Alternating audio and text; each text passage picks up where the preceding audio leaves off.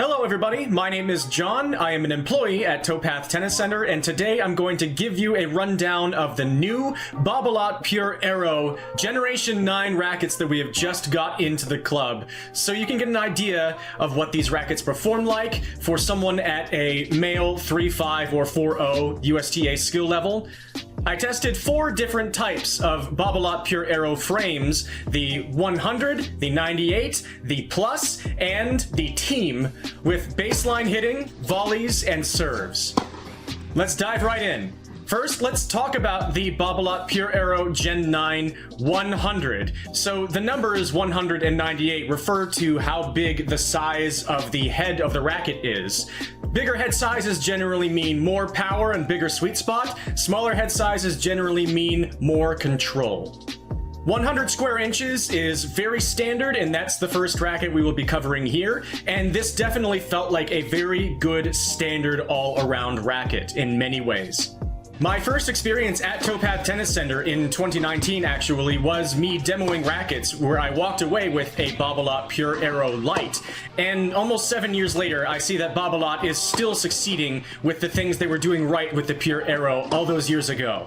This racket is so maneuverable. It just feels great to use. It's light, it's whippy, and it just feels natural if you're someone who likes to generate spin, especially on the forehand side. It's very intuitive. I liked the responsiveness I felt out of the frame. Good hits felt very, very nice, and whenever things were a little bit off, I felt like it told me in clear terms what I was doing wrong, and so I could fix it on the next swing. I was also pleasantly surprised by how plush and soft this racket felt. Even though it was strung with poly strings, I really enjoyed a lush and comfortable feel at impact. At the net is where all of these frames felt the most similar between each other, and by that I mean they felt quite good. The maneuverability overall of the racket really worked to the racket's favor at the net. I felt really at home up there using the Babolat Pure Aero. I was surprised by how nice and stable this racket felt compared to how Pure Aeros felt at the net 7 years ago. And maybe that's partially due to, my changes as a player since then, but this racket honestly felt really nice at the net. I had absolutely no issues with controlling the ball very finely and getting angles that were safe but effective. So far on this hitting session, very high marks for me at the net with all of these frames. So you can apply to everything I just said about volleys to all of these frames, but for the Babolat Pure Aero 100, let's move on to serving.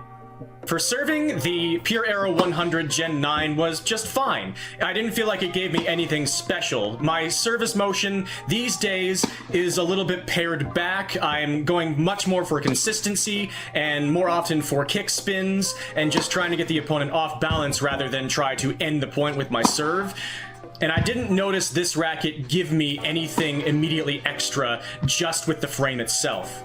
My serves behaved just about how they normally do. In terms of how the racket felt, it was pretty good. This is one area where I could definitely feel the difference in the overall stiffness and weight of this racket compared to my usual racket, the Dunlop CX200 Tour. And I don't think I can say if it's good or bad in comparison. It's just different, and it's something I would have to get used to. But I definitely didn't notice anything negative about this racket while I was serving. Nothing earth-shattering either way, just nice and solid. Let's move on to the next frame I tested, which was the Pure Aero Gen 9 98 square inch racket. Even though it's only a 2 square inch difference in the head size, I noticed a difference in the performance right away. Still a very good solid racket from the baseline, but if you are a player who needs power from your rackets because your swing is naturally slower and safer, this racket might not be the one for you if you're looking for a Pure Aero. You might want to look for a 100, or if we offer any of the bigger sizes, that might be more for you. This 98 is definitely for more advanced players with naturally faster, higher racket speed swings. I definitely had to do a lot more with this racket to get similar results to the 100, and this especially applies to my backhand side. And this goes for all of these Babolat Pure Aero Gen 9 frames, all of the different types. If you have a one-handed backhand, this racket might be a little bit tougher for you to generate your shots overall. The stability with one hand that I experienced back at the baseline definitely wasn't as positive as what I experienced naturally at the net. I felt like I had to be a lot more perfect with my strokes on the one-handed backhand to get my desired results, and even then I wasn't getting as much out of the ball as I normally would with my much heavier standard racket. And with the smaller head size of the 98, the more control-oriented aspects of this racket brought that out even more. So keep that in mind if you have a one-handed backhand. However, I overall am looking for more control-oriented rackets, so if I were to choose a Babolat Pure Aero, I would definitely consider this one because my swing is naturally faster and whippier. I'm looking to generate more spin and definitely have more consistency with that type of swing style.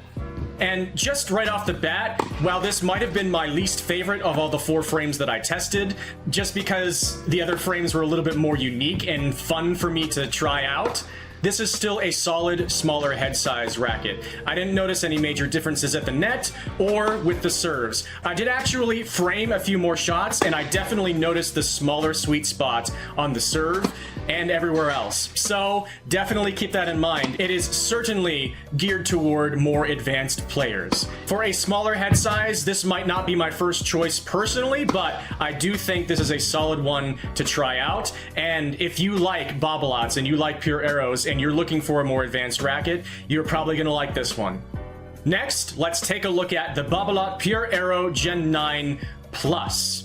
What the plus means is the length of the racket. The standard length of an adult racket is 29 inches, but plus rackets all throughout different brands means that it adds half an inch extra, so it's 29.5 inches. This creates several different interesting effects, which I noticed immediately in all aspects of my hitting session.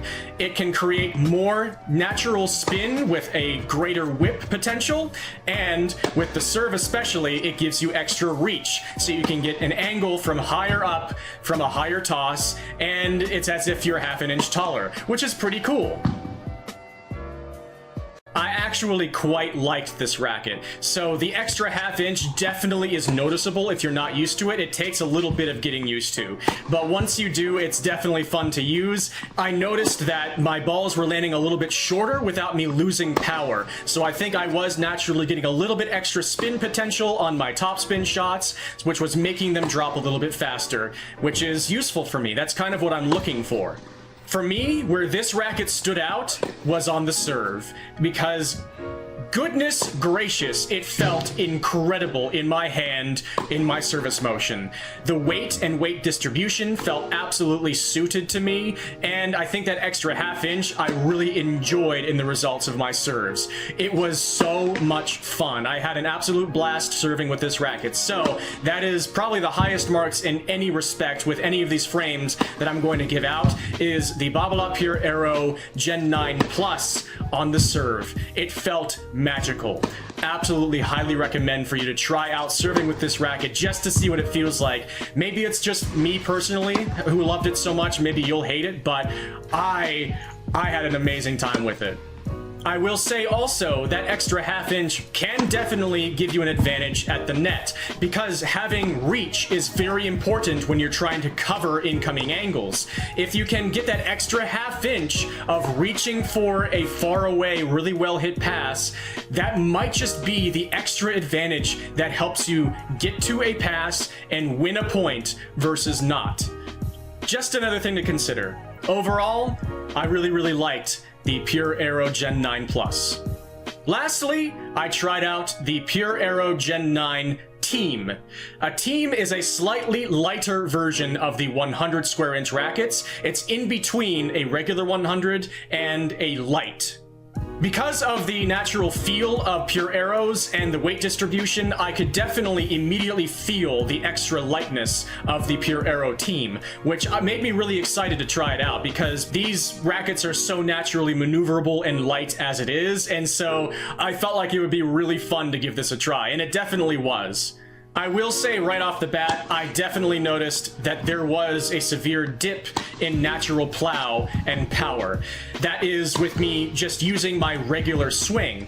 If I took a little bit bigger of a backswing and I increased my racket head speed through impact, that's where you get the benefit of the lighter rackets, because it's easier for you to do that with lighter frames.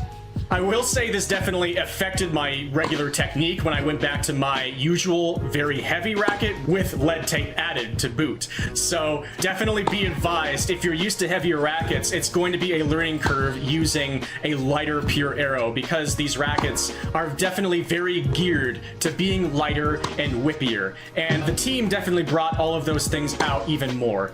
But especially on the backhand, again, I really noticed I had to really keep my technique as clean as possible to get the strikes that I needed, and even then, the shots weren't super effective in the court. My backhand is more of a flat and bunty shot than my forehand, and the Pure Aeros definitely reward a more spinny and high racket head speed shot overall, I would say. And they definitely benefit from the user generating a lot of their own stability and strength through their swing.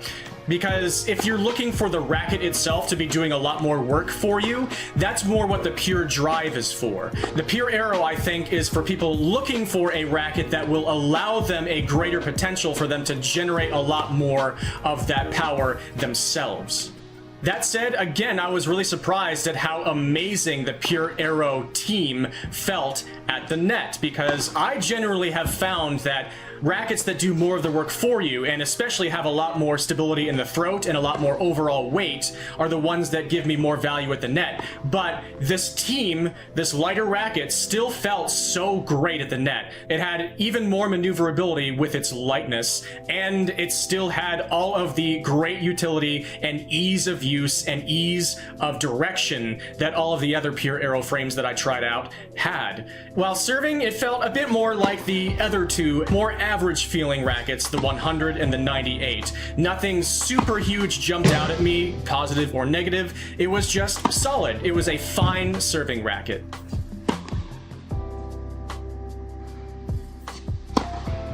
So those are all of my main thoughts about these rackets. To summarize, because I'm very wordy, the Babolat Pure Aero 100.